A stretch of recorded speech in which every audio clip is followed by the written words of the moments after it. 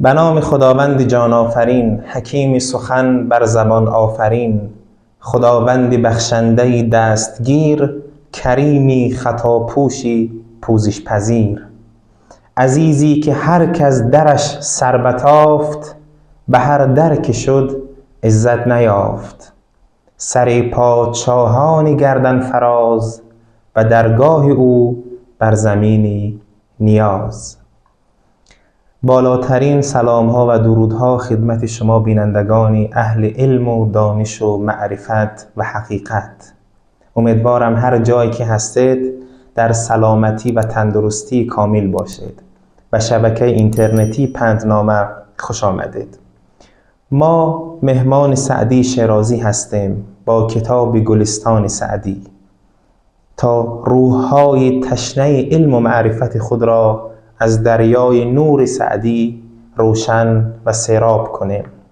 انشاءالله تمام کتاب گلستان سعدی را خط به خط و حکایت به حکایت خواهیم خواند و کمی هم شرح و تفصیل و توضیح خواهیم داد.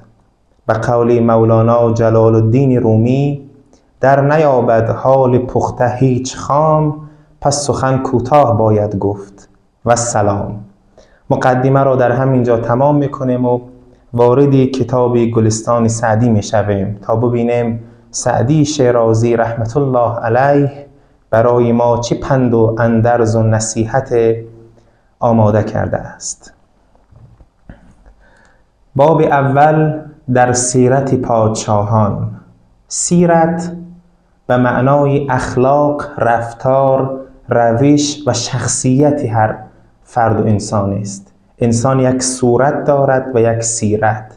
صورت همون ظاهر انسان است، اما سیرت شخصیت و اخلاق اوست. پادشاهان هم همون کسانی هستند که سلطنت دارند و حکومت میکنند. باب اول در سیرت پادشاهان. حکایت اول. حکایت همیشه داستان نیست. حکایت گاهی ضرب المثل است، گاهی یک تمثیل است، گاهی یک داستان حکمت آموز است، گاهی یک سخن کوتاه و حکمت آمیز است. پادشاهی را شنیدم که به کشتن اسیر اشارت کرد. بیچاره در حالت نومیدی به زبانی که داشت ملک را دشنام دادن گرفت و سقط گفتن گفت که گفته اند هر که دست از جان بشوید، هر چه در دل دارد بگوید. حکایت یک پادشاهی است که اسیری دارد و میخواهد این اسیر را بکشد.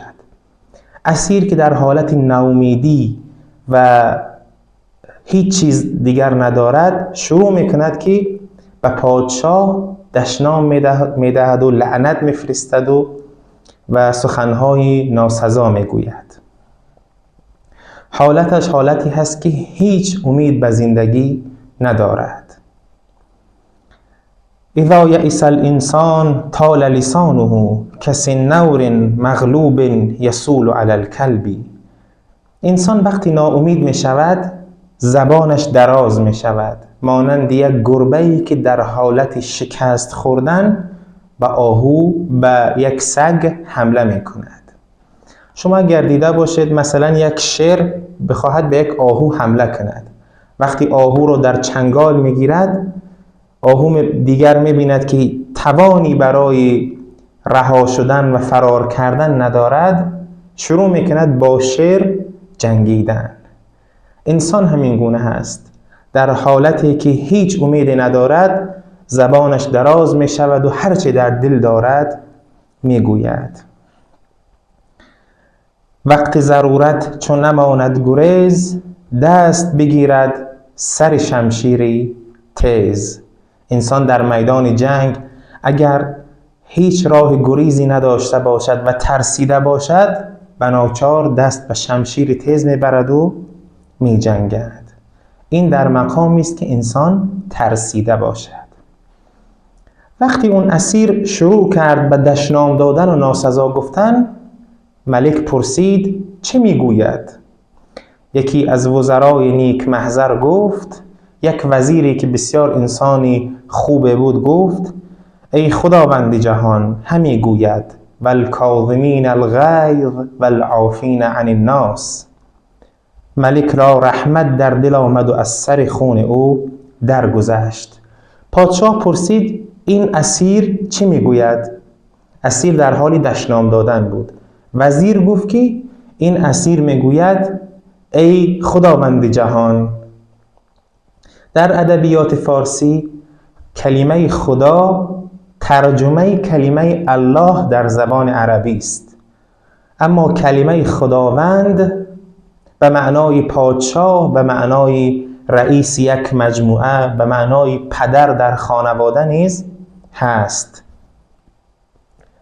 وزیر گفت که ای پادشاه، این میگوید که مؤمنان و با تقوایان کسانی هستند که خشم خود را فرو میبرند و مردم را میبخشند. آیه 134 سوره مبارکه آل عمران خواند. پادشاه دلش رحم آمد و از خون او گذشت. گفت من این اسیر را بخشیدم، در حالتی که اسیر دشنام میداد. یک وزیر دیگر در آنجا بود. وزیر دیگر که ضد او بود گفت، وزیری که با اون اسیر دشمن بود گفت ابنای جنس ما را نشاید در حضرت پادشاهان جز براستی سخن گفتند. ابنای جنس ما، کسانی که در مقام ما هستند، شایسته نیست در محضر پادشاه دروغ بگند، فقط باید حرف راست را گفت.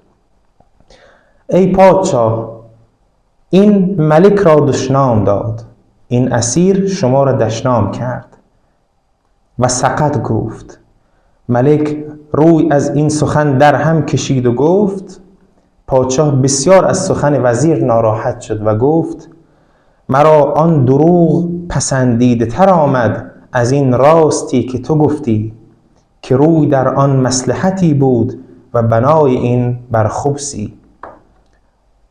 آن وزیری که نیک سیرت بود و حرف بدی آن اسیر را به خوبی به پادشاه توضیح داد و یک دروغ گفت برای مصلحت و نجات جان آن اسیر، پادشاه گفت که آن دروغ برای من بسیار بهتر بود از این راستی که تو گفتی، چرا که آن دروغ برای نجات جان اسیر بود و پسندیده است و راستی که تو گفتی بنایش بر خبیث بودن توست. چرا چون تو دشمن اون اسیر هستی. خردمندان گفتند دروغی مصلحت آمیز به از راستی فتنه انگیز. دروغی که اگر یک مصلحت باشد بهتر از یک حرف راست هست که فتنه انگیز باشد. برای مثال شما نگاه کنید در یک جامعه اگر فقر زیاد باشد و انسانهای فقیر زیاد باشند، شاید مردم اعتراض کنند، شاید مردم به حاکمان و اون منصبداران یک حرفی ناشایست بزنند. آن حاکمان و منصبداران نباید سریع این مردم را شکنجه کنند یا زندان کنند. باید اول ببینند درد اینها چیست. اینها از حالت ناامیدی، از حالت فقر مانند این اسیر شروع کردند به صحبت کردن. پس باید اول حال انسانها را پادشاهان و حکومتداران و منصبداران خوب بفهمند. هر که شاه آن کند او گوید، حیف باشد که جز نکو گوید. من اگر شاه هستم حیف است که وقتی این همه قدرت دارم، حیف است اگر کاری بد کنم. من شاه که با قدرت هستم و صاحب ثروت و قدرت و شوکت هستم، باید فقط کاری نکو و حرفی نکو بگویم. بر طاق ایوان فریدون نوشته بود، بر سری طاق ایوان فریدون شاه نوشتند که جهان ای برادر نماند به کس، دل اندر جهان آفرین بند و بس. مکن تکیه بر ملک دنیا و پشت، که بسیار کس چون تو پرورد و کشت. چو آهنگ رفتن کند جان پاک، چه بر تخت مردن چه بر روی خاک. در طاق ایوان فریدون شاه نوشتند که ای برادر، این جهان برای هیچ کس نمیماند، پس دل را به این جهان نه، به جهان آفرین ببخش.